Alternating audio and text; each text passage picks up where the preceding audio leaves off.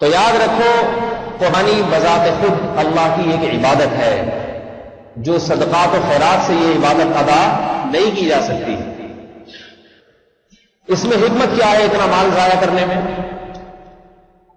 اس میں حکمت وہی ہے جو ابراہیم علیہ السلام سے بیٹے کو ذبح کروانے میں حکمت تھی، کیونکہ یہ انہی کی سنت ہے جو ہم زندہ کرتے ہیں۔ سوال پیدا ہوتا ہے ابراہیم علیہ السلام کو حکم کیوں دیا گیا بیٹے کو ذبح کرنے کا؟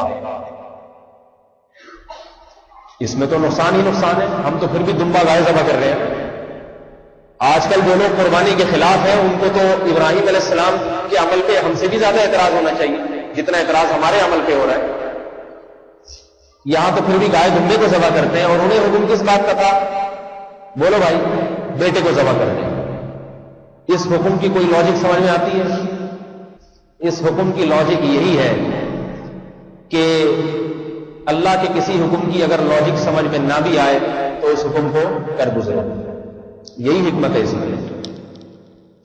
قربانی کے حکم میں سب سے بڑی حکمت یہ ہے کہ اگر اس کی حکمت سمجھ میں نہ بھی آئے تو بھی اللہ کے محبوب بننے کے لیے بغیر سمجھے اس عمل پر اپنے آپ کو ابھارو، اور اللہ کے حکم کی حکمت اگر سمجھ میں نہیں بھی آتی تو اللہ کے حکم کے سامنے اپنے سر کو جھکا لو اور اپنا غلام ہونا اور اللہ کا بندہ ہونا ثابت کر دو۔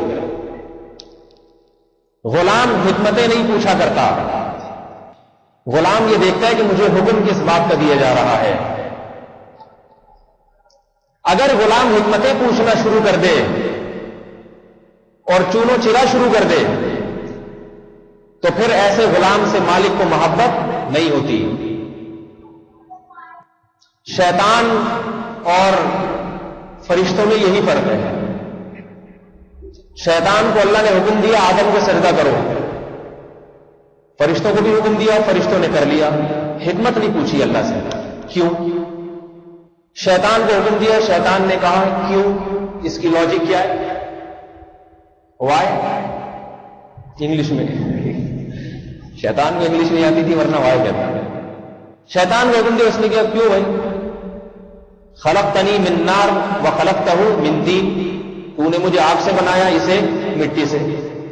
اگر تو نے حکم دینا تھا کہ میں اس کو سجدہ کروں تو مجھے مٹی سے بناتا، اس کو آگ سے بناتا۔ اسے جس میٹیریل سے بنایا گیا ہے وہ کمتر ہے، پاؤں میں روندا جاتا ہے، اور مجھے جس میٹیریل سے بنایا گیا وہ اعلیٰ اور برتر ہے، اس میں تپش ہے، اس میں جلال ہے، آگ۔ لم اکن لاسجد لبشر خلقتہ من صلصال من حمأ مسنون، ایسا ہو ہی نہیں سکتا کہ جس مخلوق کو تو نے بدبودار گارے سے بنایا ہو میں اس کے سامنے جھک جاؤں، یہ ممکن نہیں ہے، یہ حکم میری سمجھ میں نہیں آتا۔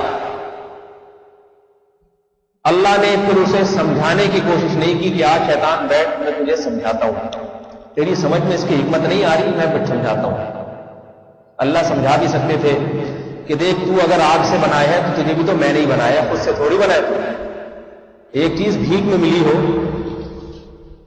ایک فقیر کو آپ نے کرولا خرید کے دے دی کہ ذرا چکر لگا کے آجا سڑک پہ، اب وہ گاڑی پہ جا رہا ہے، آپ نے اس کو ہاتھ دیا، وہ کہہ رہے نہیں میں نہیں رکتا کیونکہ میں کرولا میں بیٹھا ہوں، تم پیدل ہو، تو آپ کیا کہیں گے یہ کرولا تو نے اپنے پیسوں سے خریدی ہے یا میں نے دی ہے تجھے؟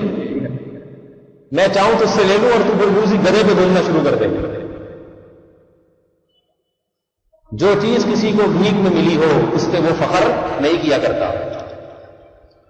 ملا نصیر الدین نے ایک دفعہ اپنی قمیض کسی سیاستدان کو پکڑا دی، ٹھیک ہے، مشہور واقعہ ہے، تو میں ابھی اس کو چھیڑوں گا نہیں، پھر وہ موضوع کہیں اور نکل جائے گا۔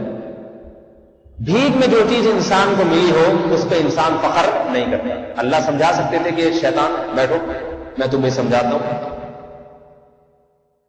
کہ تمہیں اگر آگ سے بنایا تو میں نے بنایا، تم خود سے تھوڑی بنے، اسے اگر مٹی سے بنایا تو میں نے بنایا۔ دلائل بہت دیے جا سکتے تھے مگر اللہ نے دلائل نہیں۔ اللہ نے ایک بات پوچھی، استکبر کا، کیا تو اپنے آپ کو بڑا سمجھتا ہے اس لیے سجدہ نہیں کر رہا؟ شیطان نے کہا ہاں، خلقتنی من نار، مجھے آگ سے بنایا اور اسے مٹی سے۔ اللہ نے حکمتیں بیان نہیں کی، فرمایا فخرج منہا انک رجیم، میرے دربار سے نکل جا، آج سے تو میری رحمت سے دور ہو گیا ہے۔